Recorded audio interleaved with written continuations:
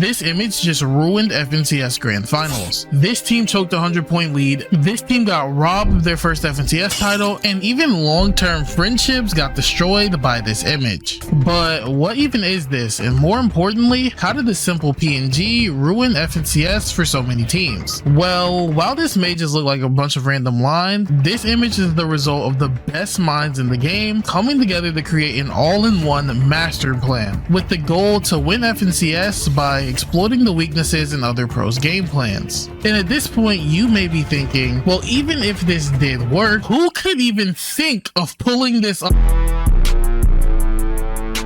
Vino, one of the best players in the world, taking on one of the hardest strategies to pull off. But before I get ahead of myself, let's go back to the beginning so we can understand how this happened and how this picture even works.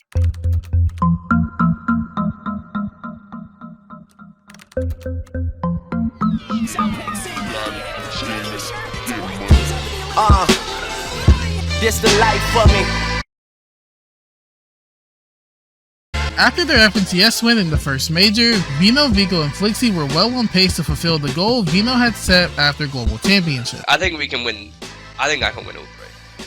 I think if I'm grinding, I don't think there's a player on this who can stop me.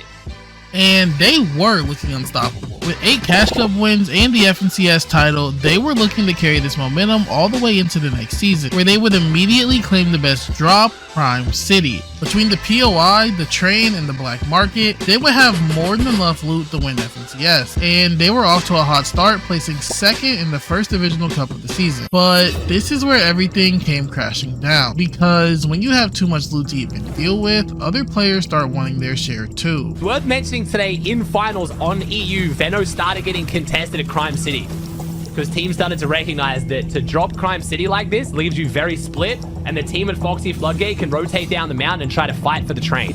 They were now contested, and normally this wouldn't be that big of an issue. Just win the spawn fight and walk away with all the good loot. Easy, right?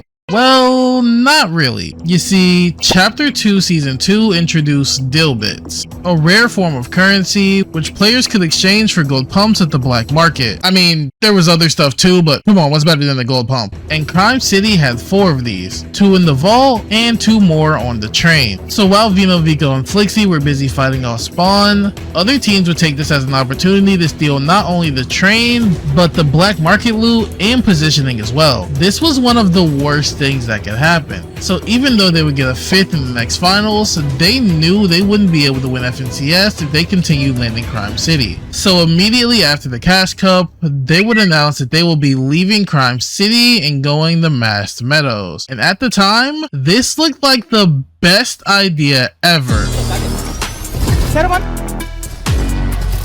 Let's go!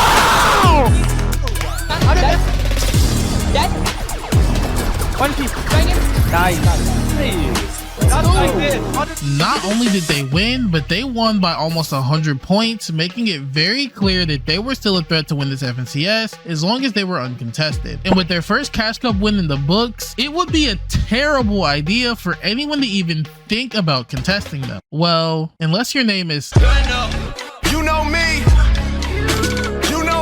Prodoxy is deemed by most pros to be the best spawn fighter in EU. This season, he had his eyes set on Masked Meadows and he wasn't ready to give it up without a fight. And after not qualifying for the last finals, that must have lit a flame under him because he would win the very next solo Cash Cup. So with both of these teams coming off of Cash Cup wins, this finals, everyone would have their eye on Masked Meadows.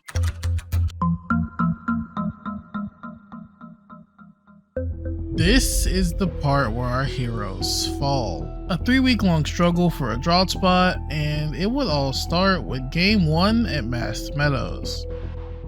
Vino's team came out with a strong start in Game 1. They weren't actually able to win the spawn fight, but after splitting, they managed to pull off a 9-kill second, with Prodoxy's team going on to get a 26. That's a win in my books, 1-0. In Game 2, things would go a bit different. Prodoxy's team would come back with a quick win, taking down Vino, Vico, and Flixie in under 2 minutes, and more of the same was to follow in Game 3. So going into Game 4, they needed to show that they could compete, and they were able to get 2 kills kills, but would fall short again with a 27th place and yet another off-spawn death. This was terrible. The goal for this season was to win FNCS, and somehow we're struggling to win an off-spawn fight. Something had to change. So going into game 5, everyone was waiting to see what Vino had cooking, but nobody expected what was to come next.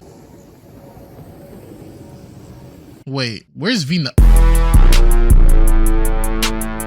Why fight for some loot when you can fight for the best loot? Lone Wolf Lair was by far the best drop on the map at the time. With the addition of the mythic minigun, the exotic chug jug, and the already existing mythic collateral AR and gold splashes in the Magic Moss's black market, it was clear that this was the POI to be at. So even though they would lose again in game 5, they didn't put their head down and would win off spawn in game 6, finishing off the tournament with a 7-kill 17th. Not the best game, but it showed that they could win at Lone Wolf Lair. So as soon as the tournament was over, Vino would tweet out that they'd be going Lone Wolf for the rest of the year. But this didn't end up actually happening, because there's something I forgot to tell you. There's only 3 more tournaments before FNCS. A performance evaluation, the last divisional cup, and another performance evaluation afterwards. So not only were they fighting Malibuca and his trio all spawn, but they were fighting against time, because the more tournaments they spent at Lone Wolf Lair, the less time they would have to practice a new drop spot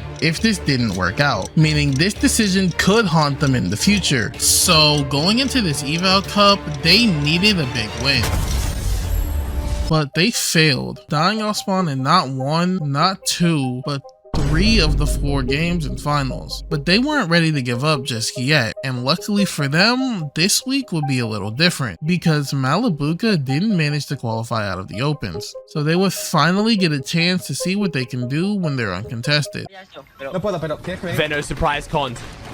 Veno got surprise conned by Gordetti. You've got to be kidding. Lord knows I don't like them niggas. We killing you too if you hang with them niggas. This was an embarrassing loss, and not only because they lost 4 games off spawn, but because they didn't even lose to the best Lone Wolf team. And with only 1 tournament before FNCS, they needed a new game plan and they needed it fast. But luckily for them, they have another trick up their sleeve that I haven't told you about. The FNCS Global Championship is the biggest event of the year, and Vino, Vico, and Flixie have already punched their ticket, because in the first major, they won, granting them one of the 2 land spots for that season, with the other going to Malibuca, Ping, and Walks. But why does this matter? Well, since they've already qualified, they could essentially have any drop they wanted, as long as it didn't have another land qualified team or the best spawn fighter in the world landing there. Of course, the other teams didn't have to leave their drop spot, but with the money, who cares about land wins? Who cares about land wins? Who cares about land wins? He gets out his bloody Rolex. And the land spot secured, Vino, Vico, and Flixie had nothing to lose and could grief anyone landing on them out of qualifying for grand finals. So they could basically choose any bad team with a good drop spot and practically force them to leave their drop in fear of getting griefed. So when they make their next decision, it makes perfect sense. Vino, Vico, and Flixie were clearly struggling off spawn, but whenever they did make it off spawn, they would always go on to have a good game. So going into FNCS, they didn't need the best drop, they just needed a drop that would give them enough loot to play their games out and qualify to grand finals. And that's why they'd be moving to Cease Mountain. Not the best drop on the map by any means, but this would give them more than enough loot to perform. In the last eval cup, they struggled, and luckily they managed to pull it together in the play-ins, getting 2nd place. But would this work in the group stage, where they would need to place top 10 against players like Malibuca, Seti, Fredoxy, and even a team they'd have problems with later in the video? There will be 5 set lobby games. If you win a game, you automatically qualify the grand finals. If you couldn't manage to win one of the games, you would have to be one of the top 5 most consistent teams on the day if you wanted to advance to grand finals. So let's jump into game 1, where things already weren't looking too good, because after a good mid game, Vino's game crashed, leaving Flixie and Vico to clutch up all by themselves. Should have it covered, but look at this. Veno down, Vico, Flixie left to clutch. This is not the circumstance that Vico and Flixie want to try and work with either. Only 2 builds remain. Vico knows that he has to confirm another elimination. They need second materials from someone, but it doesn't look as if anybody is willing to budge here. Flixie and Vico just all but exposed at this point, trying to continue buying themselves a little bit more time, a little bit more placement. What it seems so promising is now just the wave turning completely against them. Flixie tries to see if he can get the confirmation, Elin, but A 13th isn't a bad game, but it's also not enough to put them in the top 10 on the leaderboard. So in game 2, they were gonna have to be a lot more aggressive. back up the top. Rickboard, Zara, Zangi, they're gonna find themselves chopped, and Rickboard, a full trio wipe here. Vico, Veto, Flixie immediately wasting zero time. They're gonna ramp right up, happy to collect their prize off of that chop. Take advantage of this high ground position. It will be them. You can just see them looking to try and find even more refreshes. It's Venom all the way up on top. Vico, Flixie are looking to try and find so many of this piece control, so much control of the rest of the lobby, and they can continue that plow through the rest because they're getting all of these materials which Venom can use to his advantage. This is one of the best duos right now at fragging out, playing together, and they're showing what they can do here on the top of the screen. But look at what Swizzy, Queasy, and Mustache are doing. They're trying to control that ultimate front side low. They're actually managing to stay decently ahead of the pack, but still, Vico, Veno, Flixie, they're not trying to let up anytime soon here. Vico just hoping to confirm as many eliminations possible. Swizzy, though, he has fallen. Chaptini and Speed, we know what they're capable of, and they've taken them out. Queasy's trio no longer going to be left as part of this conversation. Teeny, Speed, and Chap now fully in control of the low ground, but it's Vico, Veno, Flixie, they're gonna have to deal with eventually. Yeah, they're still playing these sort of lower ground layers. Veno's still playing all the way up on top. We saw it was Cammy, Seti, and Chari that were trying to go up for height in just a moment ago, and now Fred Oxy goes down as well. That's going to be a huge number of eliminations for this team. They've still got so many materials as well. Veno's just been able to sit up on height, watch this all go down as he gets towards the front side of zone. This is where they need to try and look down at everyone else and just close them all out. Let the zone do the work, as this team now are just looking so on top. But no, Flixie falls. It's up to Veno and Vico. But the way that the zone is pulled back, it didn't go over the hills. V, Chaptini, they're going to be able to actually claim that front side still. Veno, on the other hand, 9 elimination. Vico with 4 as well. This team just has so much fragging potential, and Mixon might be on the receiving end of it. Blaha instead going to be that text target here as Vico collects them one after the other. But Veno, he's the only one left standing here, in Chaptini's V, they're going to be the ones to win it all. A beautiful chop out leading to a beautiful second place, almost instantly qualifying them for grand finals. But what if I told you they lost this game on purpose? Because once you win the game, you become ineligible to play any of the remaining games in the tournament. So to avoid this, top players will often try their hardest the entire game, and once it's top 2, make some questionable plays. But every strategy comes with its risk, because even though this game would put them in the top 4, they'd go down early in their next 2 games, dropping all the way to 7th place. So with their season on the line, they would need to put up one last good game or it was all over. Eliminations, they need to find this one if they have any hope of ensuring that they're inside of that top 5. See Veno looking from the behind, really nice shots, really nice cleanup. Has that increased importance, the risks that they take have that increased riskiness to them, but for not much longer for Veno, Vico, and Flixie, as they're just all the way up on height. They're able to control the rest of the lobby. Not too many risks for them right now. And the problem for Walks, Malabuka, and Ping is that they ran smack dab straight in to Seti, Cammy, and Hari on the low ground, trying to control that front-sided position. But the real issue, they needed a refresh. They might have had the materials to work with at the start, but they need more with the way that the zone is pulling over this slight peak of elevation. Malabuka now finds an opportunity here onto Abdul. That's going to be one knock.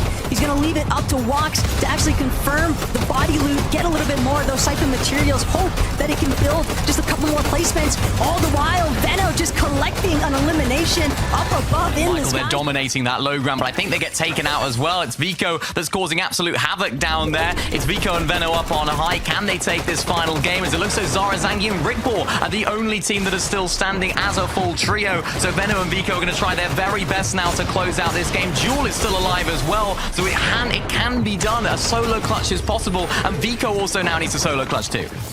But Vico still has to worry about what's taking place directly underneath it. 1 versus 3 million. It is never easy to try and actually confirm these. Jewel won't be able to be a part of the conversation any longer. stronger. Vico's got his work cut out for him, but it's too much to bear. A second place was more than enough to qualify them to Grands, as they would finish in 7th place. And for the first time, they would be hearing some good news. Predoxy, who was landing Mass Meadows, didn't manage to qualify out of their group. So now, not only did they have their ticket to Grands, they will potentially have their ideal drop spot uncontested. Finally, they're uncontested. I mean, that's great. They could actually win FNCS now. Wait, did you say potentially? Yeah, so about that, there was one more chance to qualify the Grand Finals, and that was the last chance qualifier. A tournament that was open for anyone to play, where the top 33 teams would compete in the 3-game set lobby finals, where only the winners of each games would advance to Grand Finals. Between the lack of experienced teams and the all or nothing format, these games were always extremely unpredictable. I mean, surely no one good would actually qualify. You know me.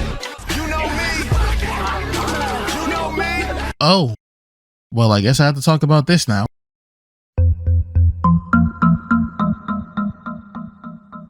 If you've made it this far in the video, thank you. Consider subscribing. But also, you get to finally learn what this image even is and how it works. By now, we know Vino, Vico, and Flixie sucked off spawns. So much so that they couldn't lock down any major drop spot. But thanks to this image, they wouldn't need one. This map is a modern version of the Teeny Strap, a strategy popularized by Teeny and Misha, who got 3rd place in EU Grand Finals, not by landing a normal drop spot, but instead landing on the scrap loop between other players' drops, and then lurking and waiting for an opponent to catch by surprise. From there, all they had to do was eliminate them and claim all the good loot. And that may make you think, well, if this strategy's so good, why don't more teams do it? And there's a really simple answer to this question. It's because this strategy is almost impossible to pull off. To even have a chance of making this work, you need at least 5 things to go right. Number 1, you have to understand where everyone in the lobby is dropping. Most tournament finals have a drop map. This is where all the qualified teams will let everyone know where they're landing before the tournament even starts. And someone will take this information and make a map to visualize where everyone will be landing in an effort to help players choose a drop spot or make game plans if they didn't already have one. Think of this as marking your territory. You're not forced to land where you say, but you want to make it known so there are no surprises last second. Number 2, now that you know where everyone's dropping, we're gonna need a bit more information. What are they looting and when? Because you're gonna need to identify which teams are split up or have a slow loot route that you can lurk in. These teams make really good targets to either jump on or lurk in their loot route, but none of this matters if you can't execute number 3. Once you surprise your opponent, you need to end the fight fast. Not only to limit the risk of a third party, but because your loot is likely significantly worse than your opponent's. This means the longer the fight goes on, the less chance you actually have to win it. So not only do you need to be a good fighting team to even pull this off, but you have to be good enough to consistently win fights even while at a severe disadvantage. And this is why the element of surprise is so important with the strategy, which means number 4 makes it even worse, because nothing we talked about even matters if you don't go unseen. When you jump out of the bus, it's fairly easy to tell if you're going to be contested. Audio cue of other players jump, the visual sound effects of a player gliding next to you, or even just seeing players gliding are all extremely obvious signs that there's a player either landing on or next to your drop. So to counter this, not only do you need to drop either a lot earlier or a lot later than your opponent so they don't see you, but you also need multiple drop spots. Because if you wanted to land a POI like Brutal Boxcars, the only way you can get loot without them seeing you would be for you to land in this tunnel. Because without the mountain to cover you, it'd be pretty obvious that you were landing on them, you'd lose your element of surprise, and probably the game as well. And for number 5, even if you do everything right, Grand Finals are still 12 games across 2 days. After the first day, teams will go into replay mode to watch not only their own games, but to watch other teams who are doing well and see what's going right for them. So if you didn't prepare enough game plans or your plan was too predictable, a team can just find out what you're doing in replay mode and then find counters for it for day 2. But somehow, Vino managed to counter all of this. If you take a good look at their map, it's actually very easy to read. The big line, or bus path, path, and they're color coded to go along with the same colored markers, which will be used to determine where they're dropping, obviously depending on the bus route. Now that you understand how it works, you'll quickly see how genius it is. They avoid landing bottom right of the map because there's no natural cover there, meaning they can't make any good plays without being seen, and the same for the far right of the map as well.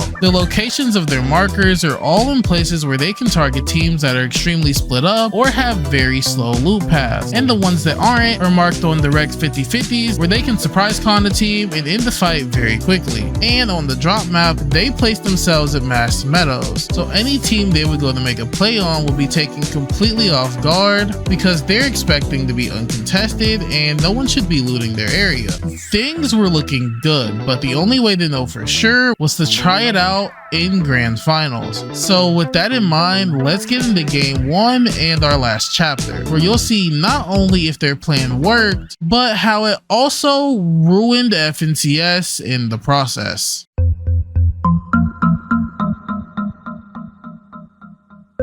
In game 1, the bus path was going from Demon's Dojo all the way over Crime City, and according to the map, this means they will be landing.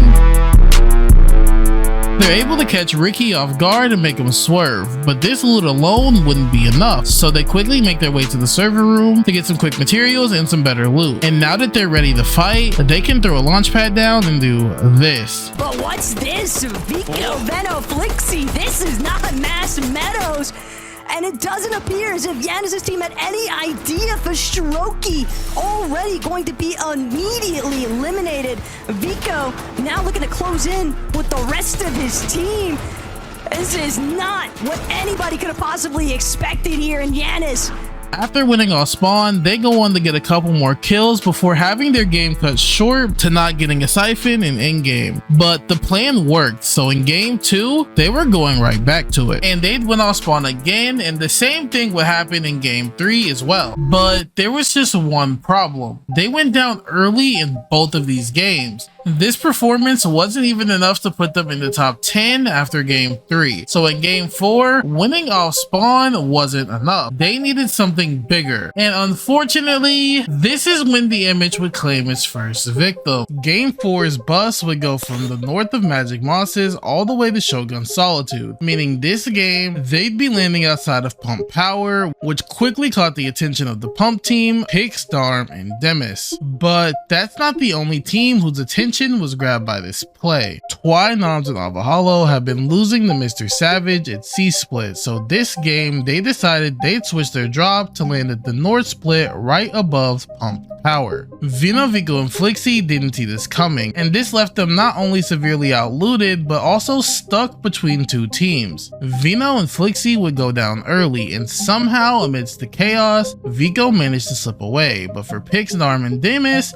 this was really bad. Not only did they get their loot taken, but between all the unexpected chaos and multiple third parties, they'd barely escaped this fight with their lives. They managed to retreat back into Pump Power to try to recover, but the damage was already done, and they'd go on to get their worst game of the entire tournament. And although this may seem insignificant now, this would matter a lot later on. But for Vino, Vico, and Flixie, this was the best thing ever, because Vico would manage to get a reboot off, and they'd go on to do this. We can drop him. Look up, guys. They're fine. I think they're fine. I'm putting it. Chop it in the back. Chop it in the back. Chop it out in the back. Chop it in the back. I jumped that. Chop everything. Chop everything.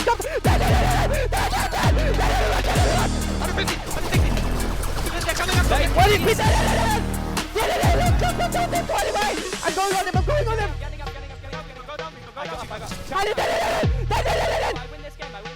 Take my check. They're running. Shoot him. I'm looking at him. 20 An 18 kill win was exactly what they needed, catapulting them all the way up into 4th place. but what they were about to do in game 5 would potentially end the friendship, because when game 5's bus was going from Demon's Dojo to Canyon Crossing, this meant it was time to land Seaport City, where Vino's ex-teammate and longtime friend Queasy was landing. Queasy was currently in 2nd place, and his team was looking to close the gap between them and first going into this game, but Vino, Vico, and Flixie had other plans. Look at this. Ruh-roh. Look at this. Oh, no. This is menacing. This is such a menacing look for Vico, Flixie, and Veno. And Swizzy, he's so nonchalant about it too. He's just like, yeah, you know, I'm gonna go check this chest. I'm gonna. Get in. Checking us. Come in. Push. On it. Dead. Get him.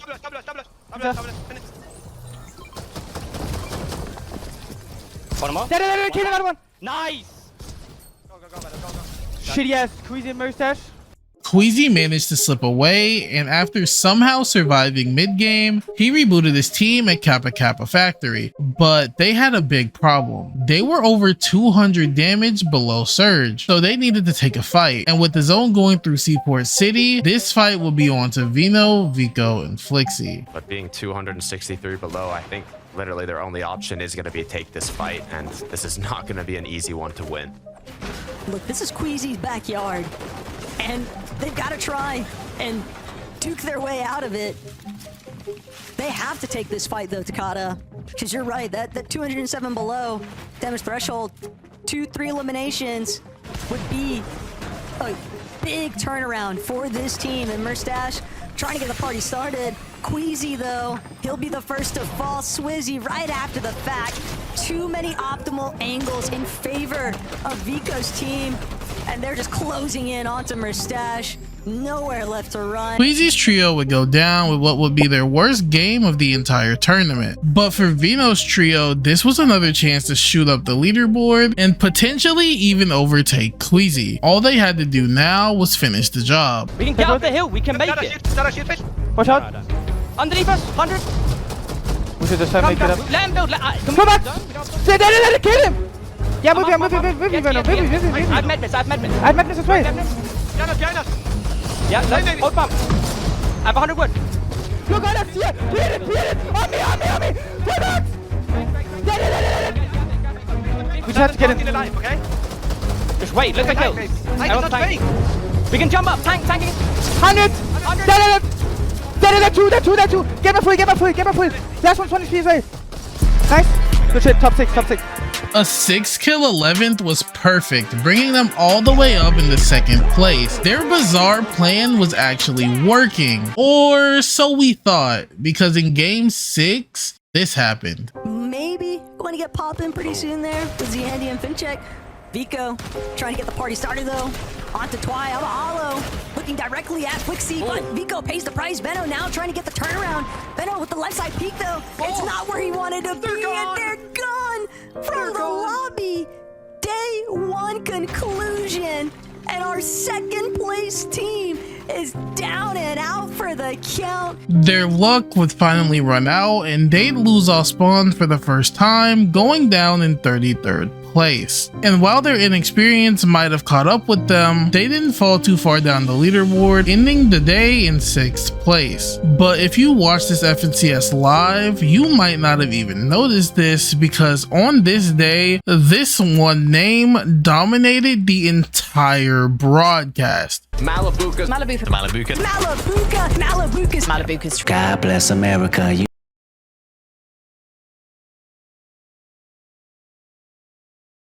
Insufficient funds. Malibuca was putting on one of the best performances in FNCS history, not placing outside of top 8 in a single game.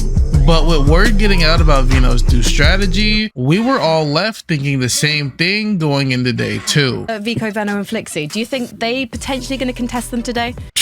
I mean, of course not. That would be completely ridiculous. I wait in front of niggas spotting, watching me this black. I catch a nigga leaving service if that's all I got. Not only did they land on Malibuca, they actually won, giving them the best chance of closing the gap and taking first place by force. And after a beautiful chop on height, they were set up to win. I jumped on a kid. I can secure. I'm taking you one quickly. I'm building one. I came back out. Kill him. I'm out. I got somebody. Get back. Kill another one. Shot, Gossip. I'm dropping down, okay? Better him.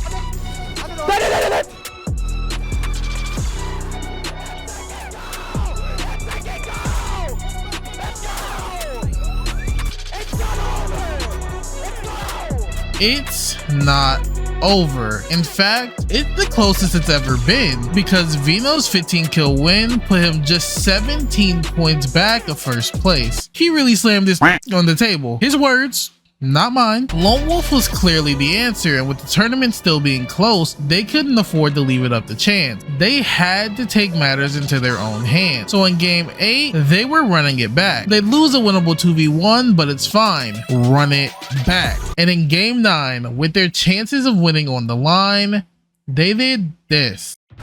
Vico and Flixie, Malabuka just lurking outside the doorways.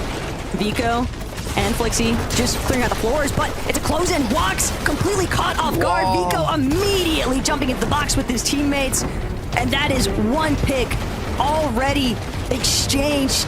Vico, Flixie, Veno, they're just going to continue tearing through now as a trio. There's no reason to separate.